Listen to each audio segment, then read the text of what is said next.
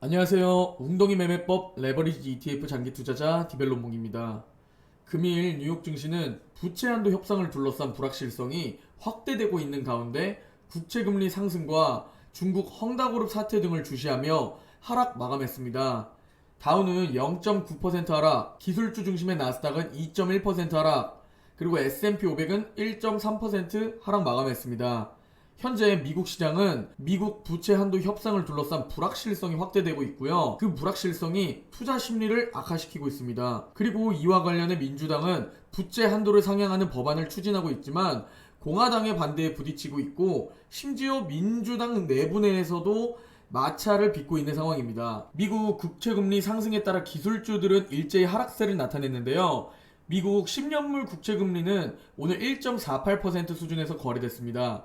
미국 10년물 국채금리가 숨고르기를 해주는 상황이라 현재 수많은 악재 요인들이 미국 증시를 끌어내리고 있는데 그나마 다행이라고 생각합니다. 그리고 금일 공포지수는 25로 극심한 공포 상태로 내려왔는데요. 개인적으로 지금 이런 공포 상태에 계속 분할 매수하는 것이 가장 좋다고 생각합니다. 오늘 맵을 살펴보면 며칠 만에 피바다가 다시 찾아왔는데요. 먼저 에너지와 유틸리티는 초록초록한 모습을 보여주고 있고요. 그리고 테슬라는 오늘 장중 $800를 뚫어주었었는데요. 테슬라는 3분기 차량 인도 실적 발표를 했었죠. 그리고 이는 분기 사상 최대 실적으로 전년 동기 대비 73% 상승한 수준이라고 합니다. 시장의 예상치는 22만 대에서 23만 대였는데 실적이 정말 잘 나왔네요. 장중 테슬라는 3% 이상 상승하는 모습을 보였으나 아쉽게 미국 증시 조정으로 인해 많이 떨어지면서 마감했습니다. 하지만 테슬라는 현재 상황으로 보면 결국 올라갈 것으로 보이고요. 그리고 코로나 치료제를 발표한 머크는 오늘 2% 상승해 주었고요. 그로 인해 모더나는 최근 고점 대비 약 15% 정도 하락했습니다. 그리고 오늘의 특징주로는 페이스북이 약 5% 정도 하락했는데요.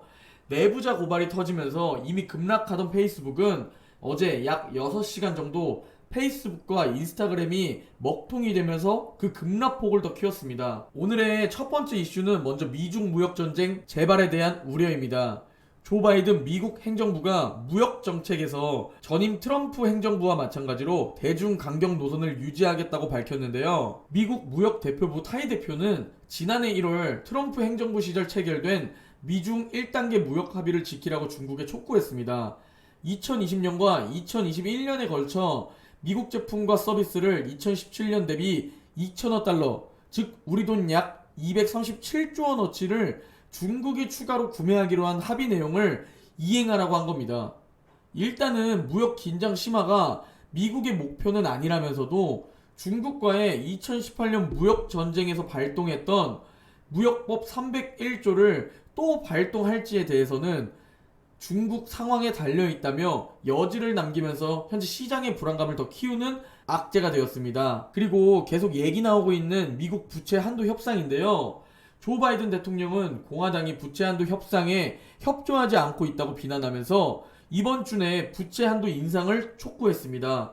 오는 18일까지 사태가 해결되지 않을 경우 투자자들의 우려는 더욱 커질 전망으로 보이고요. 그리고 인프라 투자 역시 현재 난항을 겪고 있는데요. 민주당은 현재 1조 2천억 달러 규모의 인프라 투자와 23조 5천억 달러 규모의 사회 지출을 추진 중인데요. 진보 성향의 민주당 의원들은 인프라 투자안보다 3조 5천억 달러 규모의 사회 지출안을 먼저 승인해야 한다고 주장하고 있고요. 분도 성향 의원들은 1조 5천억 달러 이상은 안 된다고 반대하고 있는 상황입니다. 그리고 다음으로는 아직 끝나지 않은 헝다그룹 사태입니다. 헝다그룹은 계열사 지분 매각으로 400억 홍콩 달러 가량의 자금을 확보했다는 소식에도 불구하고 이날 홍콩 거래소에서 거래가 정지되면서 여전히 전세계 증시를 불안에 떨고 있습니다. 그리고 앞서 언급드렸던 어제 가장 큰 뉴스로는 바로 페이스북입니다. 페이스북은 어제 내부자 고발 소식이 나오면서 급락을 시작했는데 뒤이어 주요 서비스가 중단됐다는 소식에 더 큰 폭으로 약 5% 정도 급락 마감했습니다. 페이스북 내부 고발자인 프랜시스 하우게는 페이스북 자회사 인스타그램이 10대들의 정신건강에 유해하다는 조사 결과를 알고도 방치했다고 폭로했는데요. 또한 유명인들의 계정은 게시물 규제에서 예외를 두고 있다고 지적했습니다. 전문가의 말에 따르면 미국 증시는 지난 금요일 머크의 코로나 치료제 효과로 인한 상승을 뒤로하고 하락했다고 했고요. 특히 미중 무역 마찰과 부채 한도 등 미국의 정치 불확실성이 확대된 점이 현재 투자자들의 투자 심리를 악화시키고 있다라고 분석했습니다.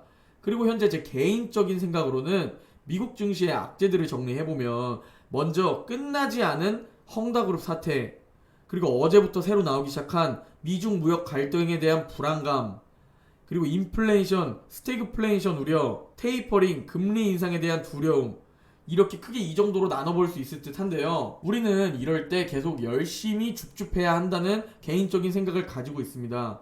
다만 몰빵 매수는 절대 안 되고요. 이렇게 불안 요소가 많을 때에는 최대한 길게 쪼개서 분할 매수하는 게 현명하다고 생각합니다. 어떻게 보면 이 웅덩이 기간에서 매일매일 그리고 조금씩 줍줍한다고 생각하시면 됩니다. 결국 지금 이 모든 상황 속에서 전 세계 투자 자금은 가장 안전한 곳인 미국으로 몰릴 가능성이 큽니다.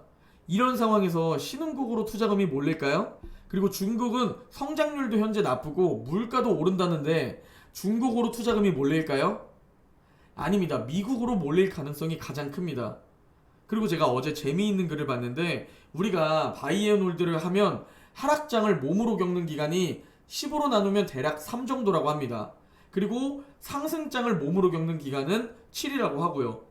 즉 하락장보다 상승장이 훨씬 더 길다는 얘기인데요. 그리고 그 상승장을 제대로 타기 위해선 결국 하락장도 같이 타야 한다는 겁니다.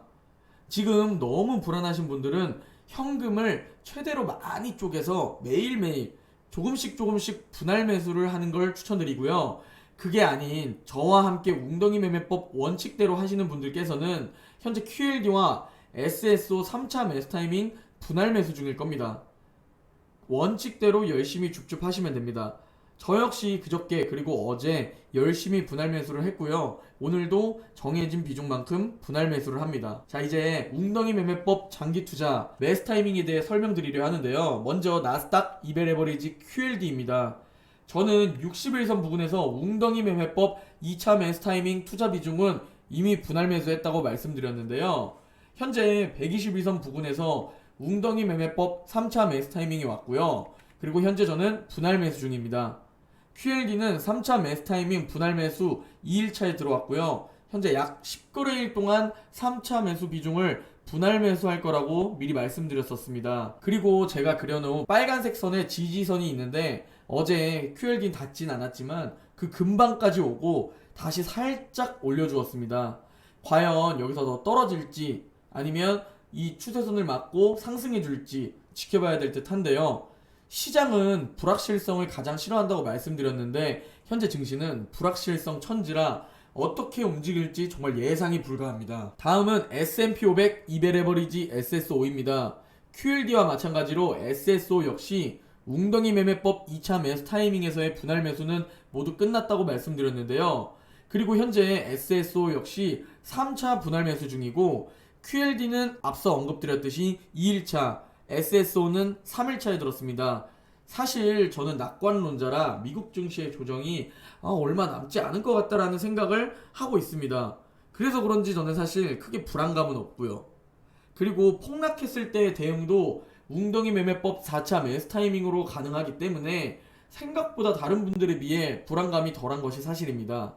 저도 대응법이 없었을 때 그리고 현금 없이 몰빵 매수했을 땐 정말 이런 조정 기간이 너무 고통스럽고 그리고 본전 오면 팔고 그랬었는데 이제는 마음이 예전보다 훨씬 편안해졌습니다. 과거 통계를 보면 10월 중순쯤부터는 조정이 끝나고 조금씩 상승이 시작된다고 합니다. 이 통계가 당장 이번 달 주가 흐름을 맞출 순 없지만 올해도 이렇게 되기를 바라보면서 열심히 분할 매수할 뿐입니다. 그리고 과거 15년 동안 32배 올라준 QLD입니다. 과거엔 리먼 브라더스도 겪었었는데 약 32배 상승해 주었습니다. 저는 특별히 돈 쓸 일이 있지 않는 이상 앞으로 계속 바이앤홀드 할 예정이고요. 그 바이앤홀드를 오를 땐 즐기고 웅덩이 매매법 매수 타이밍이 올 때마다 줍줍하는 원칙을 지키려고 합니다. 저의 영상을 보신 분들 모두 어제도 원칙대로 웅줍 하셨는지 궁금한데요. 모두 지금 현재 마음은 편치 않겠지만 오늘 하루 힘내시길 바랍니다. 그러면 오늘 영상은 여기서 마무리하겠습니다. 내일 영상에서 뵙겠습니다.